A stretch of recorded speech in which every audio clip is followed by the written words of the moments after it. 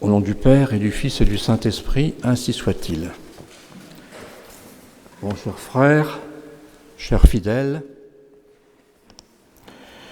on trouve chez un savant sulpicien nommé Philion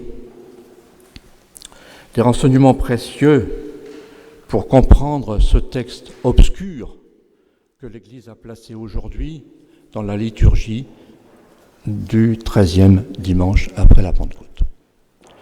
Le style de l'Épître aux Galates est plus vif que celui de l'Épître aux Romains, parce que sans doute la tension intérieure de l'apôtre est plus grande encore. Mais je vais vous rappeler pourquoi.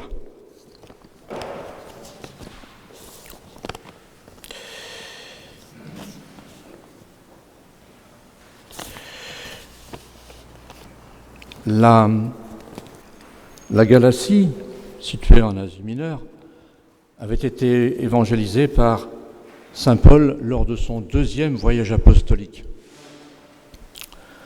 Ce pays était peuplé en majorité de païens, et beaucoup, à la parole de saint Paul, s'étaient convertis. Il y avait probablement une minorité aussi d'Israélites qui avaient, nous dit l'historien Flavius Joseph, établi des institutions commerciales dans ce pays, et qui aussi, eux, avaient cru à la parole de saint Paul, avaient adhéré au christianisme.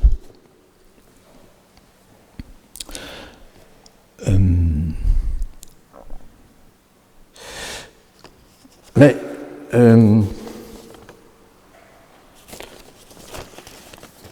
3 ans passent après cette première évangélisation de la Galatie,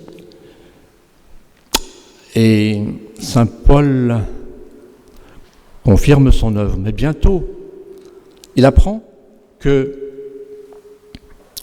le trouble s'est installé dans la population chrétienne de la Galatie, et il apprend pourquoi. Les personnages qui ont adhéré à la foi chrétienne se sont mis en tête de persuader au peuple chrétien de la Galatie que saint Paul n'a pas pleinement l'autorité apostolique et qu'il se trompe sur un point important, sur le point des observances mosaïques. Selon eux, le chrétien doit encore se faire circoncire et pratiquer encore d'autres observances de la loi de Moïse. À la justification gratuite par la foi, ces judaïsants opposent la nécessité de certaines pratiques anciennes qui sont issues de Moïse. Et donc de Dieu, c'est vrai, mais le temps avait passé. Pour mieux réussir à inculquer leur enseignement, ils ont essayé d'amoindrir aux yeux des Galates chrétiens l'autorité de Paul, affirmant qu'il ne possède pas pleinement la dignité apostolique, mettant en contraste avec lui les grands apôtres, Pierre, Jacques, Jean, dont la doctrine, prétendait-il, contredisait celle de saint Paul sur le point débattu. Ils réussirent à bien gagner à leur cause un certain nombre de Galates. Saint Paul, en étant informé, prit aussitôt sa plume pour lutter de son mieux contre ces hommes subversifs. Son but est clair, réduire à néant l'influence pernicieuse que ces meneurs judaïsants avaient conquise sur la population chrétienne,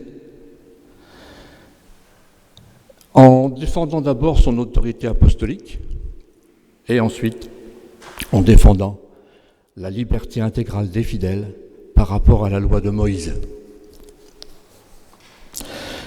Il défend son autorité apostolique. Il est vraiment l'apôtre de notre Seigneur Jésus-Christ, ayant été élu directement par Dieu pour ce rôle glorieux. Et ses pleins pouvoirs ayant été reconnus sans conteste par les autres apôtres. ce qui est vrai. Et deuxièmement, il prouve d'une manière irréfutable la théorie de la justification par la foi. Je dis à la suite de Filion la théorie, mais c'est la doctrine de la justification par la foi. Par suite, l'indépendance des chrétiens en ce qui concerne les observances mosaïques. Alors, Filion, ce savant sulpicien dont je vous parlais, déclare ceci. On est mineur sous la loi ancienne, la loi mosaïque. On devient majeur par la foi et le christianisme. Comme on le voit par le récit de la Genèse, au chapitre 12 et 13, non, 12 et suivant, la bénédiction promise par Dieu à Abraham et à ses descendants avait pour base l'alliance que le Seigneur avait contractée avec ce saint personnage.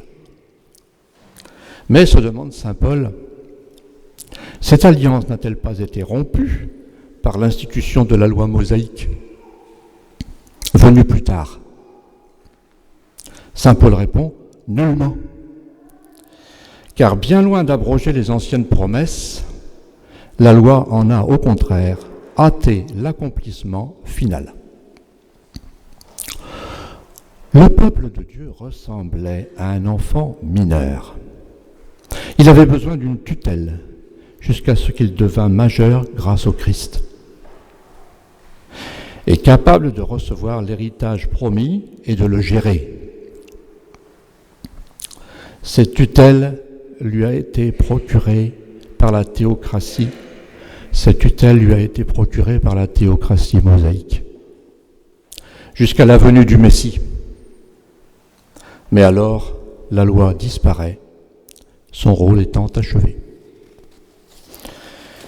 Chers fidèles, dans le Gloria in excelsis de la messe, nous chantons Tus solus altissimus Jesu Christe. Vous êtes le seul très haut, Jésus-Christ.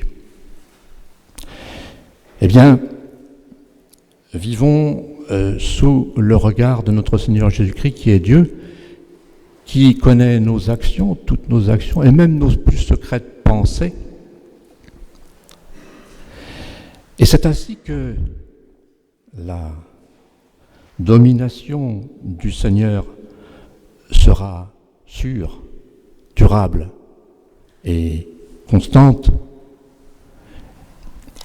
jusqu'au jour où nous devrons rendre compte de notre gestion.